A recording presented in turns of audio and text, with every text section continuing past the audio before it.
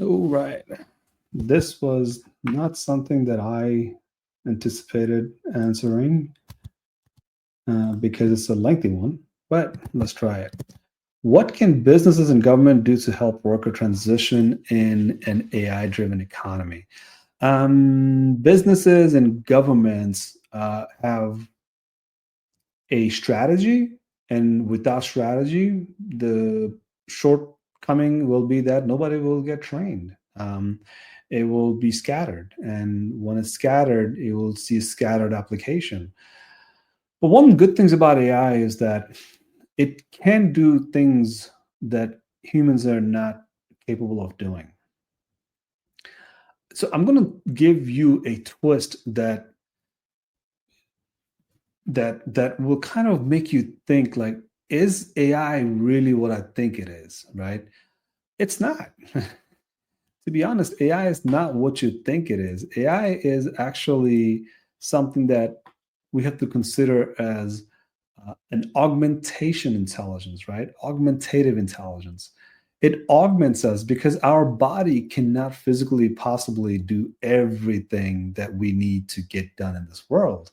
Some things just have to be micro enough, small enough to augment our intelligence because we know we want to do something, but our body is too big to fit into a micro level, atomic level spaces and do some work, right? So what am I talking about here, right?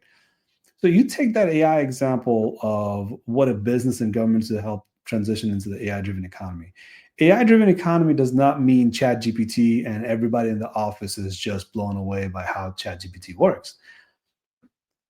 If we have the right sort of AI and government and businesses are investing heavily on these, if we have the right sort of AI, we will generate electricity differently. We will generate the disease stage controls differently, right? We will fight the molecules in an early stage to prevent the diseases from actually ever happening, right? So the disease states will completely change. So that means what changes? The medical changes, right? So when you talk about help the workers transition to the AI-driven economy, I'm going to tell you that it's not changing just the workspace. It's changing anything that needs to get done. That workspace is going to change dramatically. The last example I will tell you, and you can look these things up. You can look up the fact that you can fight the molecule because you can slow down, not slow down time.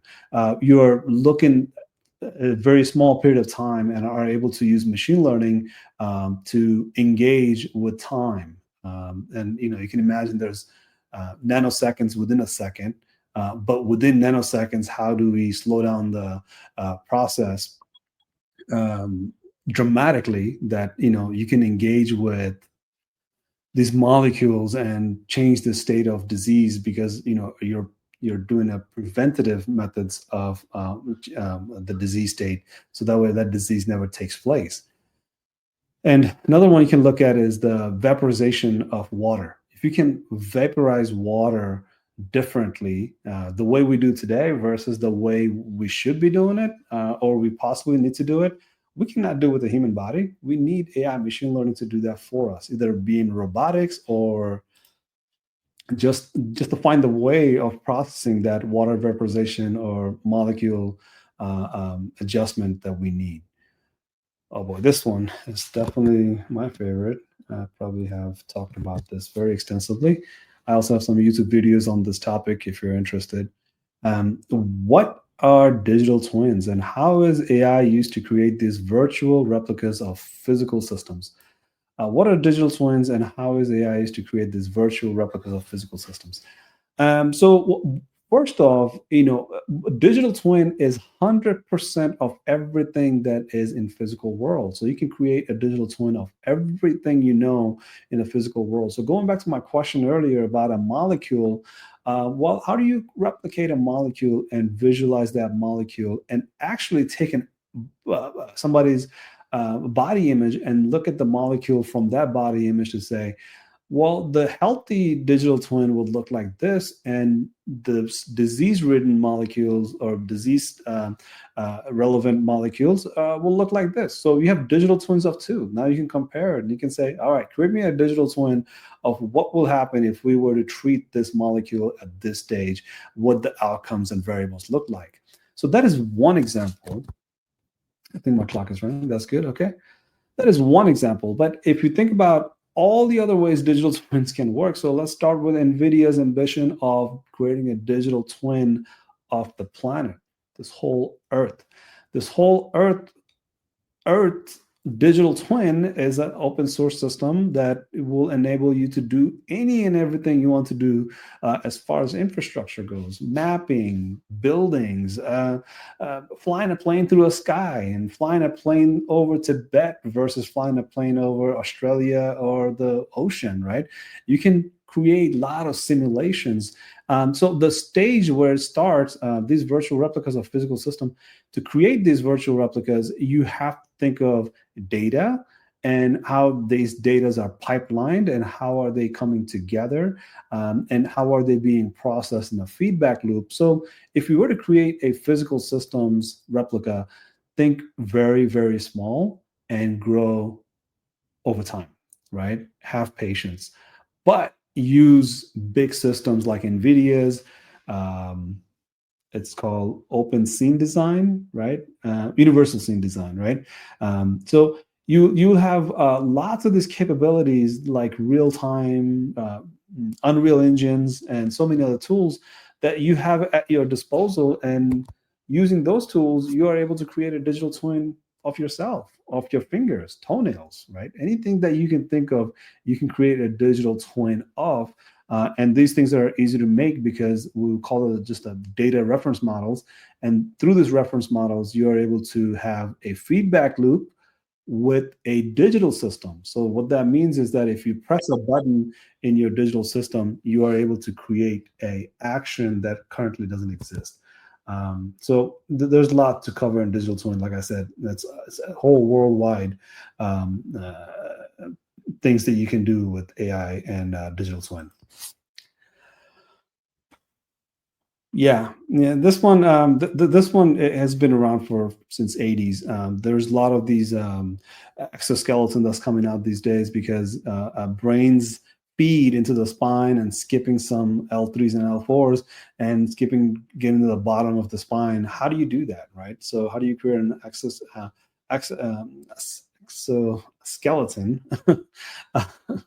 to help you with walking again, right? And the BCIs goes in many ways. You know, you want to play ping pong or you want to play some sort of game just by thinking about what it is you want to do, because you don't have any hands and arms to move. Or if you do, how can you make it so maneuverable? So one of the reasons BCIs and BMIs, the brain machine interface, are really picking up steam is because my perspective and my take on it is that we really need to minimize the amount of hardware that we have around us. We really need to get rid of tons of hardwares around us. So we don't think about hardware anything other than, like, say, our laptop. But I'm talking about hardwares are everything around your house. Anything that has a semiconductor chips in it, we really need to eliminate those as part of our needs, right? Yeah, we need to reduce the amount of hardwares that we carry in our house.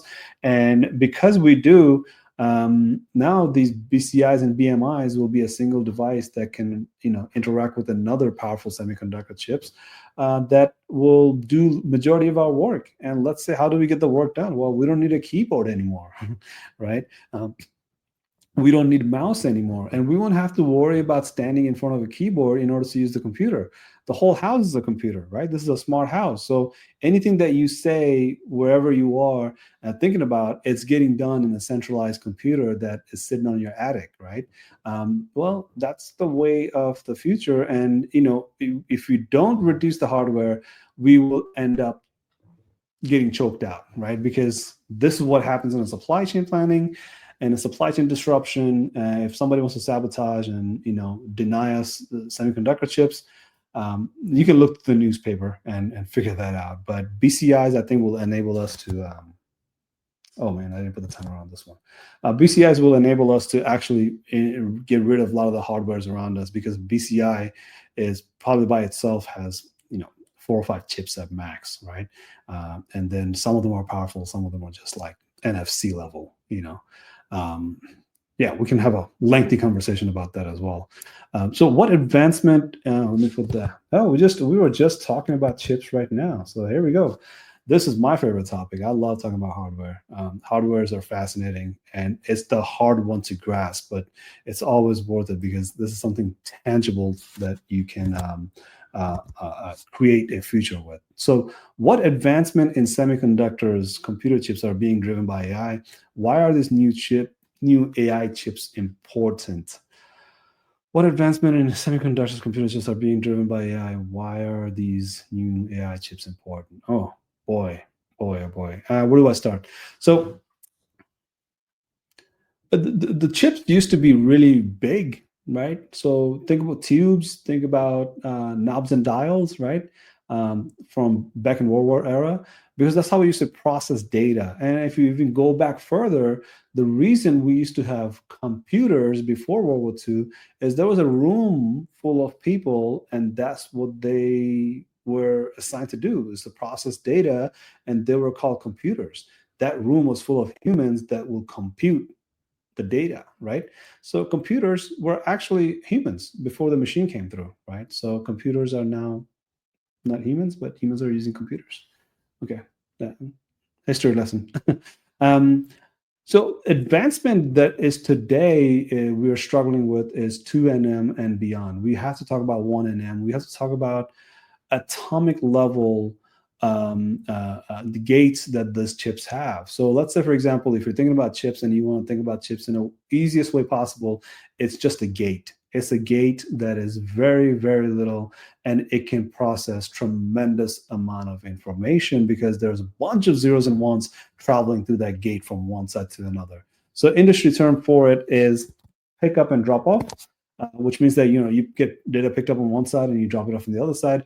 But meanwhile, what's happening is very, very important because it will go through another gate, so on and so on and so forth, right? So it will travel the whole world through multiple gates, and if it's not correctly addressed or packaged, it's not going to go through. So you really have to think about advancement of data in motion, right? So when you think about semiconductor chips, think of data in motion, because when you have a data in motion, what happens is faster data processing is what artificial intelligence that you know today.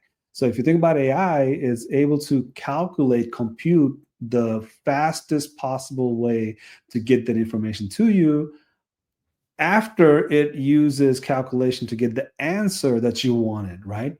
So there's lots of these layers of artificial intelligence, and semiconductor chips is the one that enables it.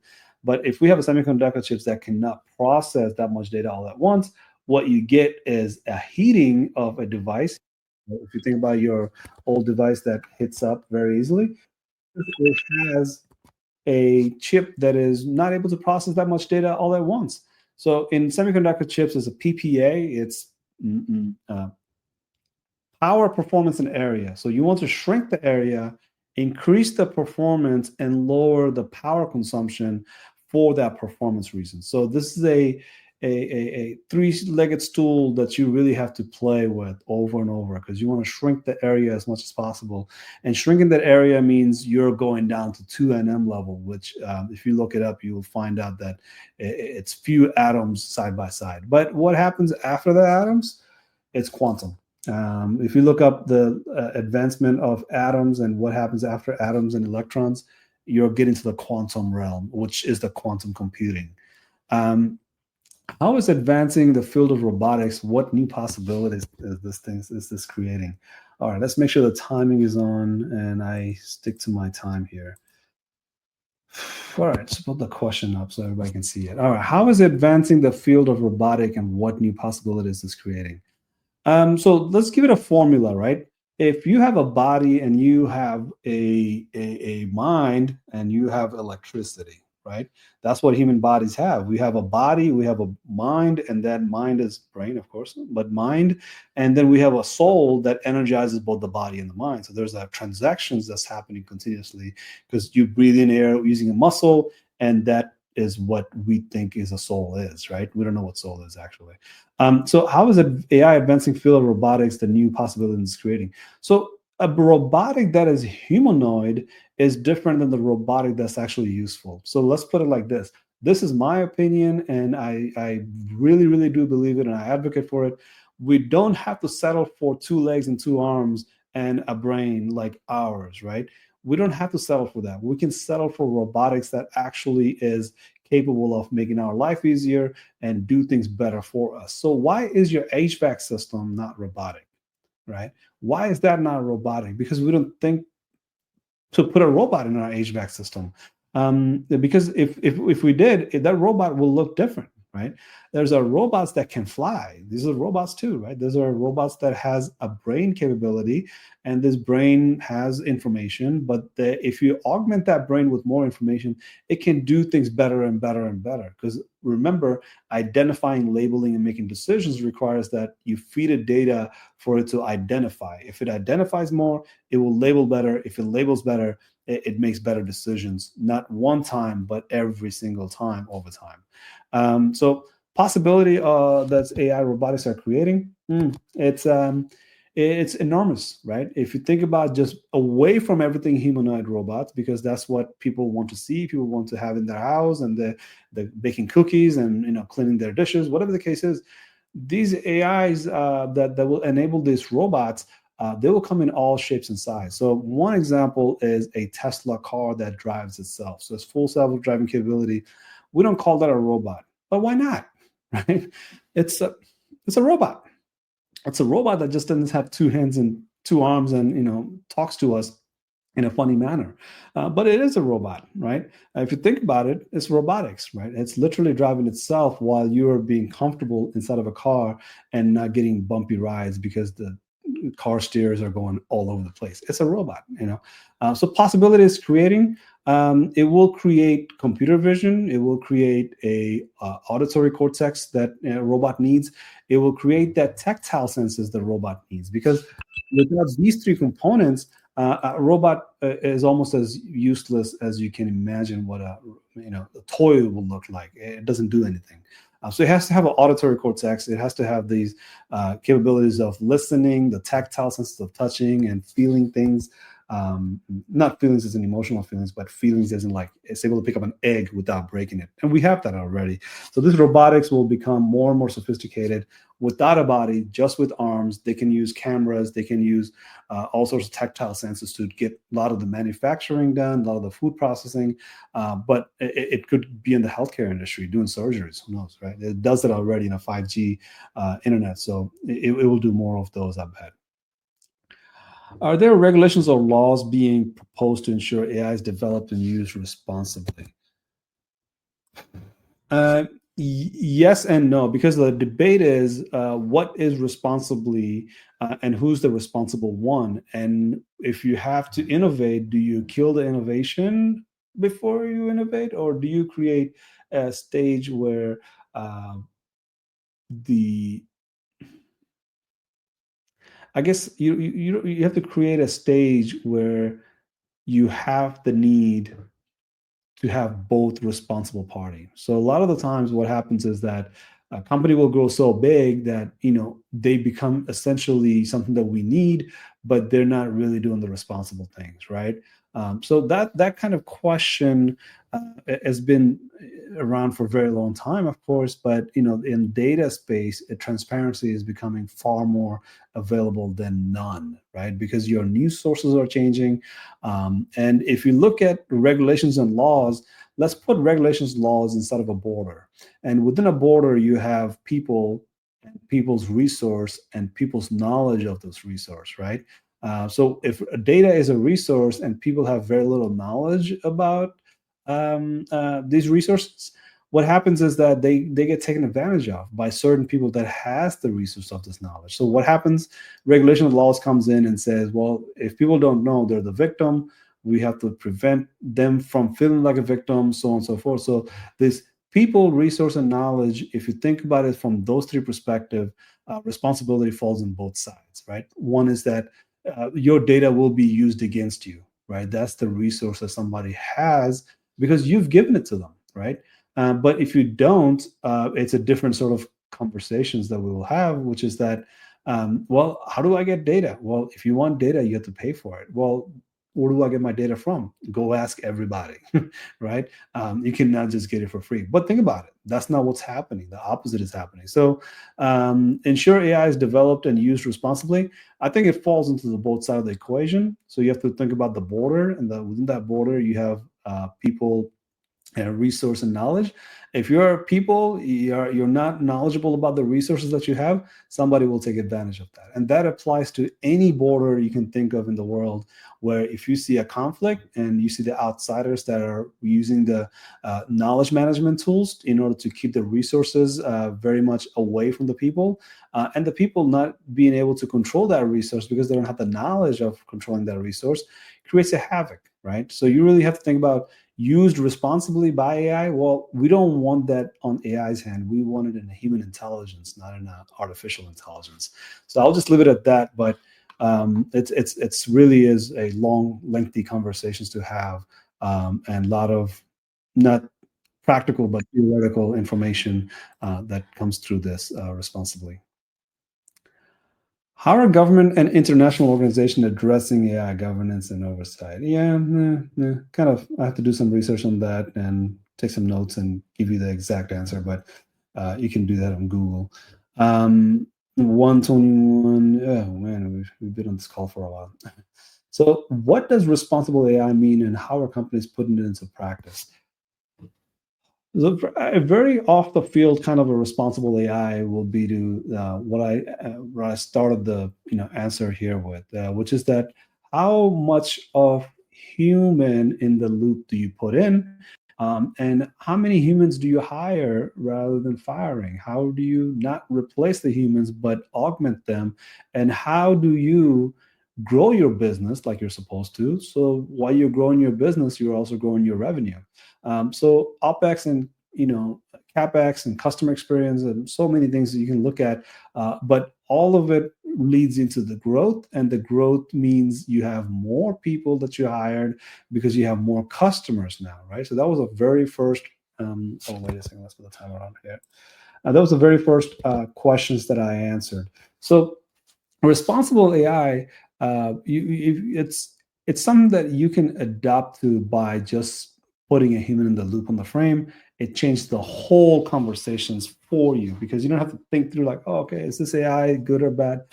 Every AI is going to be good, right? Because you're going to have a repeatable, redundant, and dangerous process that you can look at and say, we will replace these by helping the humans not to do the dangerous jobs.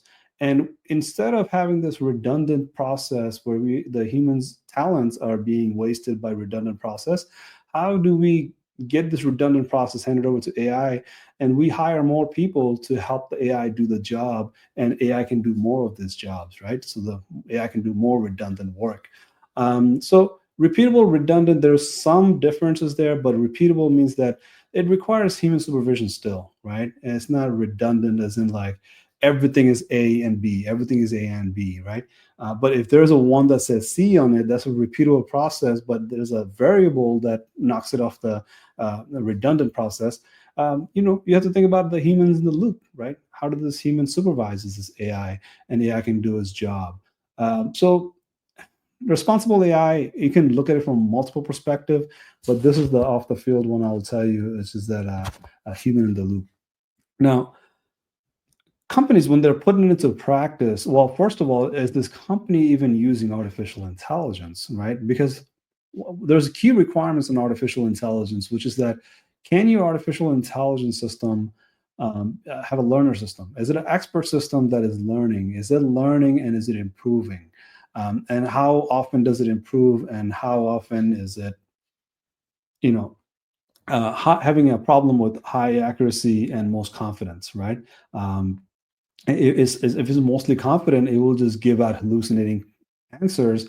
but it doesn't have any high accuracy mark, right? So you have lots of these categories that these AIs have to meet in order to be considered AI. So before you talk about responsible AI being implemented in companies, let's talk about the fact that these are not AI, but these are rather very well programmed systems.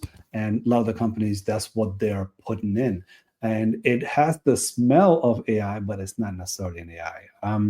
And as far as practice means, responsible AI will definitely grow in an ecosystem.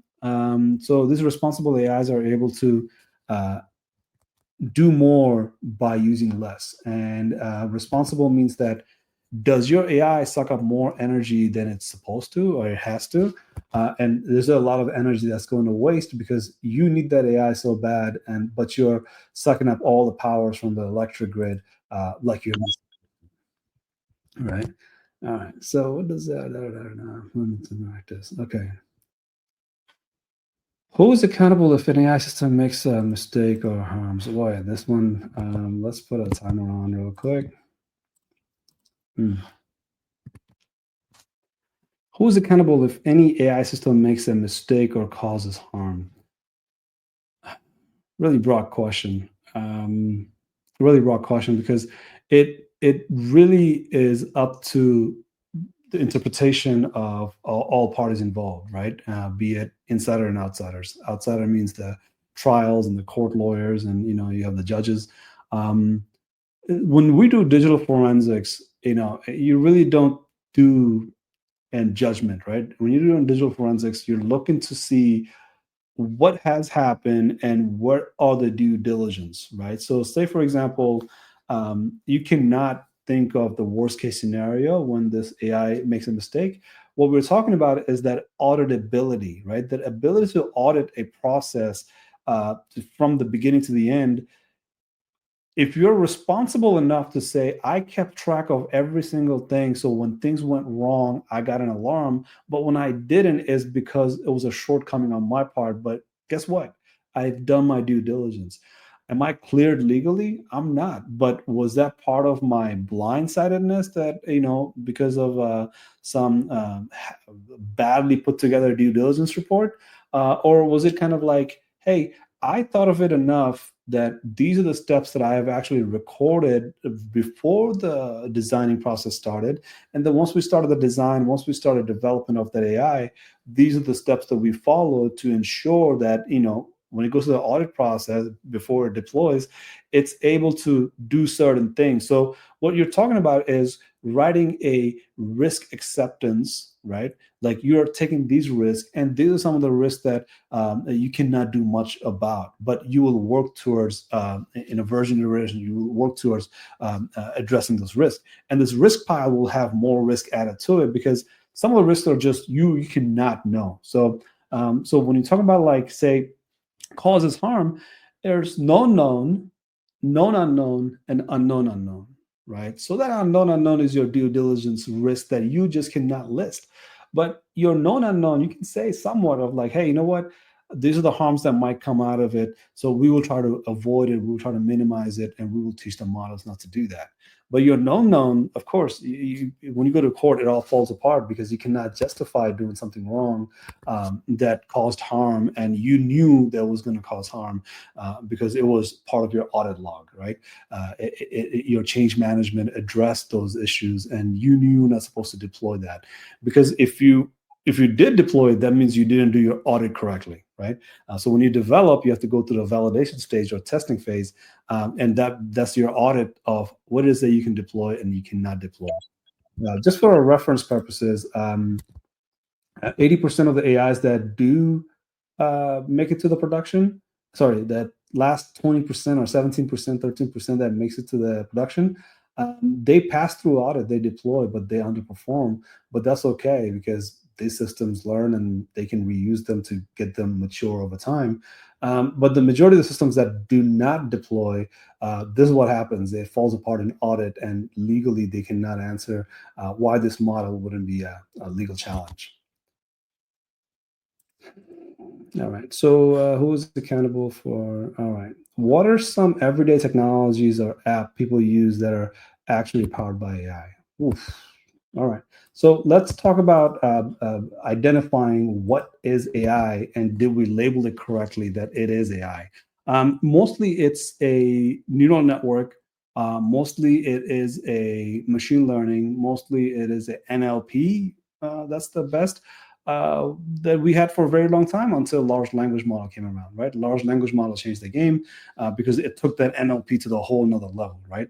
So there's a paper called Attention is All You Need because of Google Translate from 2016ish. They've been using some dramatically different things within machine learning because prior to that it was NLP.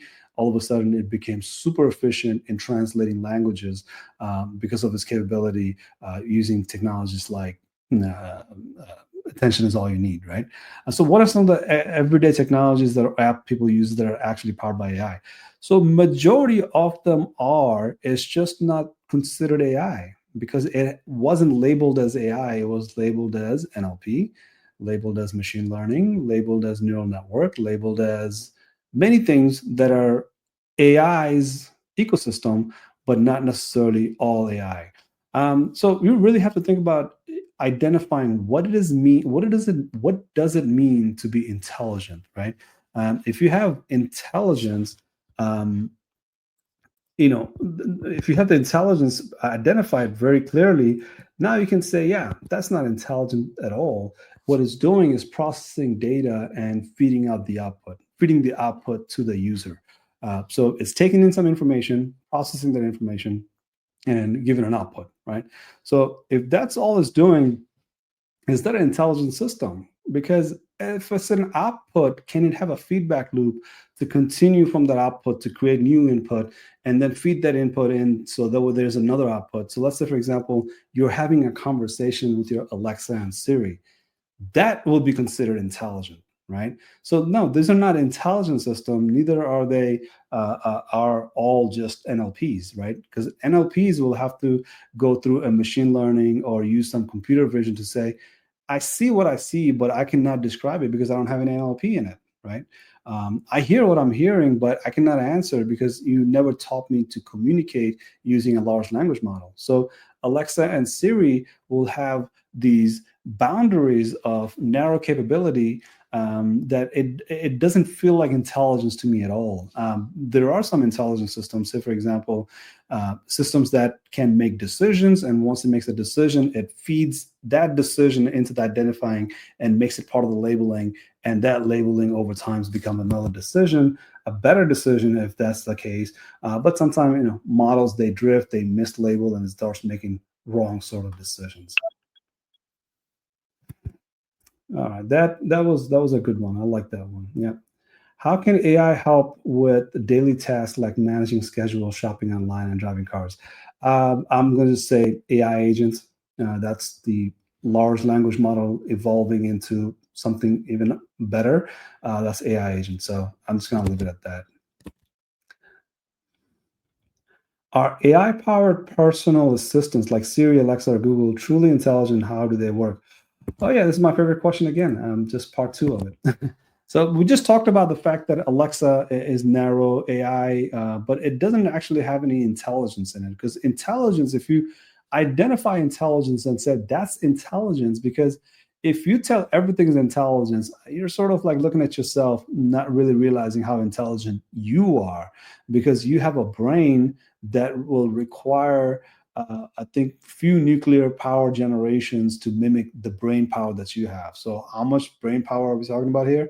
Well, you have about 86 billion neurons and few trillion synapses and dendrites within your brain using axons to make decisions. So it goes through that process of identifying, labeling, and decision making. And that decision making, because you do it so thoroughly, 34,000 times a day, you have a predictive capability that system would love to have. But a system cannot process that much power as much as the brain does. So a predictive capability is not really there. And it's not fast enough because it's a system that has to learn every time over and over, but it's using poor data, right? So it doesn't have a good, mature capabilities to be truly intelligent. So that way it means that If you identify, label, and decision, you have to have a feedback loop in order to say, I make better decisions next time, I make better decisions, and over time I have predictive capability. So an intelligent system will have just that, right? That's the benchmark of intelligent system. Best way to put at this point, AI is an answering system because a business intelligence is your option system, right? A business intelligence, you have to review it yourself and then make decisions on it. So you're really looking at an option that's not really giving you an answer. So you have to give the answer from your own brain, right? Using your identifying, labeling, and decision making. On the AI side, it gives you an answer based on those business intelligence options. So it has multiple capabilities to come together. What you're looking at is the cognitive intelligence side of things, right? How do we have a system with cognitive intelligence that is a learner system, and this learner system can use this practice of identifying, labeling, and decision making, and gets really good at processing those information in a feedback loop. Because if it stops at one decision and just waits for the next command, it's not an intelligent system. What is intelligence is a system that can make decisions over and over and over, and it gets better at making those decisions over and over and over, right? We have some of those decision-making systems or decision support systems, but not all of them are easily accessible. And even if they're accessible, they're very costly, right? So Alexa and Google Assistants are naturally intelligent. How do they work? Well, they work using mainly NLPs, and Alexa is coming up with AI. So we'll see how that works out. Maybe that uses a Q and all these other Amazon systems to provide a true intelligence that we require. How can the average person use AI to set about creative AI apps to boost productivity? Oh my goodness, it's I think there's a all right. So AI guys, some like smart outline. Okay, you know what? Let's mix this up, right? So let's talk about chatbots or creative AI apps to boost productivity or creativity, and AI agents, right? Let's mix those two up. So I think that's a good way to answer that. So the question is, what are the benefits and risks of using AI gadgets at home, like smart appliances or robot vacuum cleaners? If you have to really think through your 24 hours in a day, right? If you count 24 hours in a day and you count, say, you live up to 60, if you sleep 8 hours a day, you work for 8 hours a day, and you rest for 8 hours a day, or commute or whatever the case is, so you have literally 20 years to sleep, 20 years to work, and 20 years to do everything else in between. So you're literally are looking at yourself for 20 years, right? Rest of it is you're selling time, and you are giving your time to somebody who's going to employ you, and you're employed by them, and that's how you earn your income, and that's how you get to go sleep at night, right? Because otherwise you'd be up all night trying to make some income so they can feed yourself, and so on and so forth. So average person can use AI and create tools, boost productivity and creativity. What I would like to say is that, what if you could work 8 hours a day, but actually work less than 8 hours a day, but have better productivity and creativity because you have an AI system, and it's open and transparent. It's not a secret. Everybody knows it. But AI agents is just that. AI agent takes your job and do it for you. So if you're looking at that 20 years of your life where you're selling your time, what if your time is far more valuable now, and you do your work in a shrink space where your work hours are not 8 hours anymore, and your work hours are about 2-3 hours, right? Maybe it's even different. Like, say for example, you log in first hour, you monitor a few things, and you say, well, these are some of the troubleshooting that I'm expecting to do at 2 p.m. Later today, right? So what's happening with the AI agent is that first hour you put the AI agent to work, say like, all right, go out there and find me what I have to troubleshoot. When I come back in 4 hours, tell me what I have to troubleshoot. And then me and you, the AI agent, will learn how to troubleshoot these things, and we'll troubleshoot it and move on with our day. So if you think about that, 20 years of sleeping and 20 years of working and 20 years of relaxing, I think relaxing, that the part, it will improve. If you look at it from that perspective, maybe you will sleep longer, right? So maybe you take longer naps. Who cares, right? So these AI agents are going to really replicate sort of like a digital twin, but digital twin doesn't really work unless you communicate and observe that digital twin's activity for that digital twin to work, right? So now you can have an AI agent that's working with a digital twin, that's taking that physical work that you do and is able to control, right? So for example, we do this right now with boats, the boats that have zero people in it. That boat is doing everything it's supposed to do because the control center is so far away. Using satellite from 5G connections, it's able to take command from commands that is sitting on the dock somewhere, and the boat is like, off to the never never land. So these are the questions that I've collected with my network, through my asking the podcast guest, and some questions I asked ChatGPT, and ChatGPT reframed all these questions pretty good. I've answered some of those other questions as well, but we're looking forward to doing more of these over time, because maybe a 30-minute session for each questions will be, a 30-minute session for Q&A is a great way to give our listeners a chance to not think about questions, but all of a sudden finds the relevance in those questions, right? Something that you're not thinking about asking right now. But questions are very important, not only in just life in general, but question is very important to machine learning. So if we're able to get you to start thinking in the right direction, I think that's been a win. So thank you all for listening to a new podcast because we've never done this before. But this podcast, we're looking forward to having guests like yourself. So if you're listening and you're like to participate, maybe have the conversations being recorded, and you don't mind to be out in the open to the public, available to discuss these topics from your perspective, and maybe give us a perspective that we don't have, right? So we're always looking for domain expertise that are outside of AI. So if you're listening to these questions and you think you have an AI expertise, you want to come and join, feel free to let us know. But if you're a domain expert and you say, like, I have nothing to do with AI, well, we'd love to have you in the conversation, because I think there's a lot to learn from the domain expertise that you might bring to the conversation. So another episode of AyAyAy. We'll see you next time. Take care.